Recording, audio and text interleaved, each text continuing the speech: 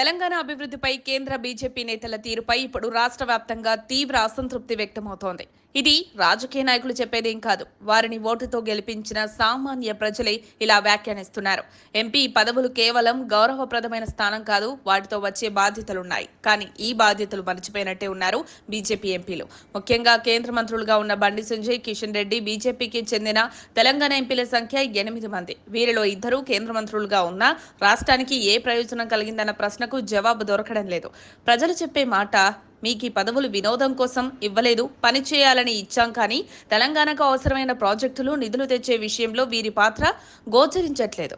Kishan Reddy senior మంత్రిగా ఉన్న రాష్ట్రానికి ఏ ప్రాజెక్ట్ అయినా తీసుకురాగలిగారా? రాష్ట్రానికి నిధులు సాధించారా? ఆయన చేసిన అభివృద్ధి పనులు ఎక్కడైనా కనిపిస్తున్నాయా? ప్రధాని మోదీతో మంచి సంబంధాలున్నా వాటిని ఉపయోగించుకునే ఉద్దేశం కనబడడం లేదు. అది మాత్రమే కాదు, రాష్ట్ర అభివృద్ధికి ఇతరులు చేసిన ప్రయత్నాలను కూడా అడ్డుకుంటున్నారన్న ఆరోపణలు వినిపిస్తున్నాయి.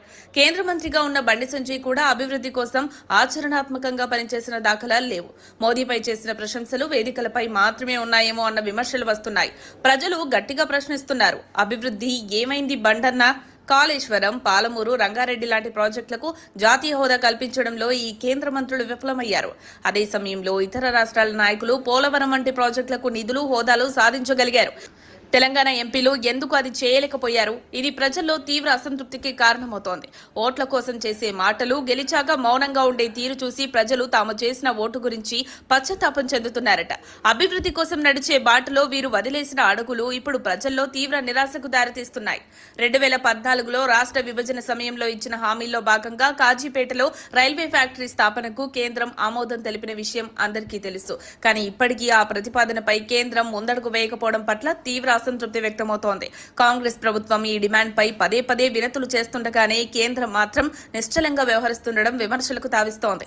దీంతో పాటు సీఎం రేవంత్ రెడ్డి కూడా హైదరాబాద్ లోని మూసీ నదిని శుభ్రపరచడం, అందంగా తీర్చిదిద్దడం కోసం కేంద్ర సహాయాన్ని ఎన్నిసార్లు కోరినా కేంద్రం స్పందించకపోవడం, తమకేమీ సంబంధం లేదన్నట్టుగా వ్యవహరించడమే కాదు, బురదలో కమలం వికసించేది కాబట్టి నది బురదగా ఉండేలా చూడాలన్న భావనతో వ్యవహరిస్తుందన్న ఆరోపణలు కూడా వినిపిస్తున్నాయి. ఇంకా దేశంలోని పలు చిన్న నగరాలకు మెట్రో ప్రాజెక్టులు మంజూరవుతున్నా తెలంగాణకు మాత్రం ఆ అవకాశాలు దక్కడం లేదన్నది మరో గొప్ప అసమాధానం. కేంద్రంలోని నాయకులంతా ఇతర రాష్ట్రాలకు చెందిన వారని ఓ విషయం. కానీ తెలంగాణలోనూ 8 మంది బీజేపీ ఎంపీలు, 2 మంత్రులు ఉన్న రాష్ట్ర అభివృద్ధికి వారు ఏమాత్రం కృషి చేయకపోవడంపై ప్రజలు గగ్గోలు పెడుతున్నారు. కేంద్ర మంత్రిగా ఉన్న కిషన్ రెడ్డి చేతిలో వచ్చిన ప్రాజెక్టుల విషయానికి వస్తే ఒకే ఒక్క లిఫ్ట్ సీతాఫల్ మండిలో ప్రారంభమైందని మాత్రమే ప్రజలకు గుర్తు. దానికి తర్వాత ఆయన చేసే మంత్రిత్వం వలన మరెలాంటి ఉపయోగం కలగలేదని విమర్శలు వెల్లువెత్తుతున్నాయి. బీజేపీ ఎంపీలు రాష్ట్రానికి కావలసిన ప్రాజెక్టులను తీసుకురావడంలో పూర్తిగా విఫలమవుతున్నారు. కేంద్ర విద్యాలయాల విషయంలోనూ అదే గతి. మిగతా రాష్ట్రాల్లోని బీజేపీ ఎంపీలు నిధులు, పథకాల కోసం కేంద్రంపై ఒత్తిడి తెస్తుంటే ఇక్కడి ఎంపీలు మాత్రం నిష్క్రియంగా ఉండిపోతున్నారు. ప్రజల సమస్యలు చెప్పినా వీరు స్పందించడం లేదు. పార్లమెంట్లో అడిగే ప్రశ్నలు లేవు, డిమాండ్లు లేవు, నాయకత్వాన్ని నిలదీసే ధైర్యమూ లేదు. ఉన్నదల్లా వేదికలు దొరికినప్పుడు వాక్చాతుర్యం ప్రదర్శించడం మాత్రమే. ఎంపీగా గెలిస్తే అభివృద్ధిని తీసుకొస్తామన్న వాళ్ళు గెలిచాక మాత్రం మౌనాన్ని ఆశ్రయించారు. పసుపు బోర్డు ఒక్కటే సాధించారేమో అనిపించినా అది ఫలితాలు ఇవ్వాలంటే 10 ఏళ్లు పడుతుందన్న నిరాశతో పసుపు రైతులు కోపంగా ఉన్నారు. ఈ నేపథ్యంలో ప్రజల వ్యాఖ్యలు చాలా స్పష్టంగా ఉన్నాయి. మీరు అన్ని రోజులు అధికారంలో ఉండలేరు, హామీలు నెరవేర్చకపోతే మేం మర్చిపోతాం. మీ ఎంపీ పదవులు విశ్రాంతికి కాదు, పని చేయడానికి అని వారు హెచ్చరిస్తున్నారు. ఇకనైనా తెలంగాణ బీజేపీ ఎంపీలు మేలుకొని రాష్ట్రానికి అవసరమైన ప్రాజెక్టులు, నిధులు తెచ్చే దిశగా అడుగులు వేస్తారా? ప్రజల అభిమానం నిలబెట్టుకోగలరా? మరిన్ని అప్డేట్స్ కోసం మా కాయ్ టీవీని సబ్స్క్రైబ్ చేసుకోండి. మా వీడియో కనుక మీకు నచ్చినట్లయితే లైక్ చేయండి, షేర్ చేయండి.